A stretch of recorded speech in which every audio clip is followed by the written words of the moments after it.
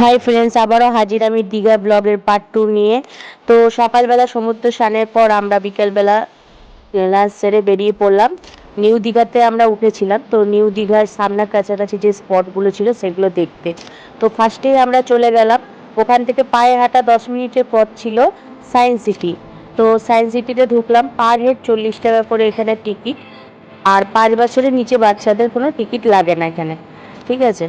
তো দীঘার যে সায়েন্স সিটিটা, সেটা কিন্তু বিশাল বড় এরিয়া নিয়ে। এটা পুরো বাইরের এরিয়াটা একদম পার্ক টাইপের করা আছে, গার্ডেন করা আছে, আর এখানে নানা রকম সরঞ্জাম আছে সায়েন্সের উপর বেস করে বানিয়েছে। যেমন এটাকে বাজালে পিয়ানোর মতো সাউন্ডটা উঠবে। তো এরকম ধরনের নানা রকম নিদর্শন ওরা সায়েন্সের মাধ্যমে বাইরেও বানিয়ে রেখেছে। আর ভেতরে আছে মিউজিয়াম।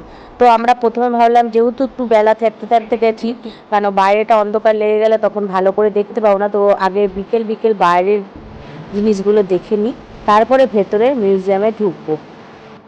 তো সায়েন্স সিটিতে কিন্তু আরও নানা ধরনের জাদু খেলা, নানা রকমের জিনিস হয়, সেগুলো আলাদা আলাদা টিকিট কাটতে হয়। তো আমরা শুধু সায়েন্স সিটিতে দেখবো বলে পার হেড 40 টাকা করে টিকিট কেটেছিলাম, কারণ আমাদের হাতে টাইম ছিল না এখান থেকে বেরিয়ে আমরা আবার অন্য একটা স্পট দেখবো, ভিজিট করবো বলে।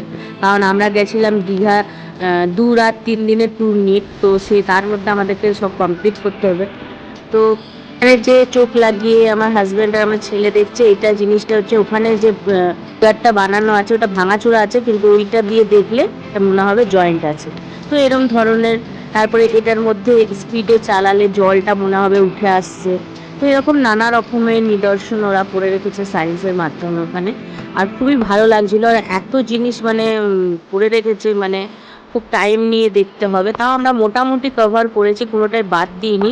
এটা একটা সাউন্ড সিস্টেম আছে, যেটা এদিক থেকে আওয়াজ করলে ওইদিকে শোনা যাবে এরকম। তারপরে এই তোতাটা ঘোরালে মনে হবে যে খাঁচার ভেতরে ঢুকে যাচ্ছে, বেরোচ্ছে। আর এত সুন্দর গার্ডেন এরিয়াটাও সাজানো আছে। আর এটা তো নিজের ওয়েটটা নিজে তোলা যাবে, এরকম একটা করেছে। তো অবশ্যই যারা নিউ দীঘাতে যাবে তারা আগে এইটা ভিজিট করবে, এটা একটা দেখার মতো জিনিস, ঠিক আছে, বাচ্চাদের বড়দের সবারই। আর এই যে রিংটা দেখতে পাচ্ছ, এই রিংটা বাইরে দিয়ে অতগুলো দেখালেও এই হোলটা দিয়ে দেখলে একটাই দেখাবে। তো সব কিছুতে মুখে বলে এক্সপ্লেন করা সম্ভব নয়, তাই যতটা তোমরা দেখতে পাচ্ছ দেখে বুঝে নাও। আর সামনে দেখলে তার আনন্দটা তো আলাদাই, তার বোঝার মজাটাও আলাদা। যাই হোক, তারপরে এখানে একটা জুরাসিক পার্ক টাইপের করেছিল। এটা ফিগারগুলো বানিয়েছিল, কিন্তু এগুলো অরিজিনাল না, তোমরা দেখে বুঝতে পারছো, কিন্তু এত সুন্দর বানিয়েছিল এগুলো, পুরো অরিজিনালই লাগছিল। এখানে ছোট্ট একটা ইনসিডেন্ট হয়েছিল, আমার ছেলে এখানে ফটো তুলতে গিয়ে ওইগুলোর উপর হাত রেখেছিল, তো এত ধারালো যে না হাতটা কেটে গেছিলো। তো এগুলো থেকে বাচ্চাদেরকে সাবধান করবে। আমার ছেলে তো বড়, তো অসুবিধা নেই, তবুও সহ্য করি, বাচ্চাদের কেটে গেলে খুবই ব্যথা করবে, অনেক ডিপলি কেটে গেছিলো। যাই হোক, ওইখানটা দেখে বেরানোর পর আমরা চলে এলাম ভেতরে মিউজিয়াম দেখতে। এখানেও সায়েন্সের নানা রকম জিনিস করা রয়েছে।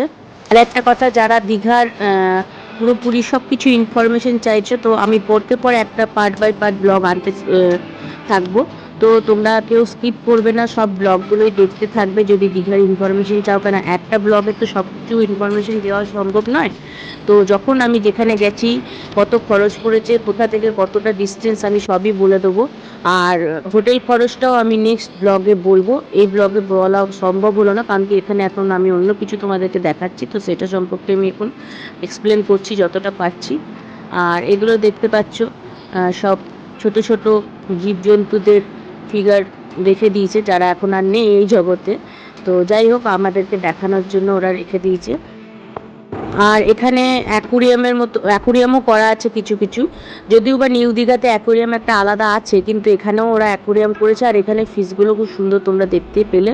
তো এই হলো আজকে আমার ব্লগটা, কেমন লাগলো অবশ্যই একটা লাইক শেয়ার কমেন্ট করে দিও। আবার আসছি নেক্সট ব্লগ নিয়ে খুব তাড়াতাড়ি। টাটা।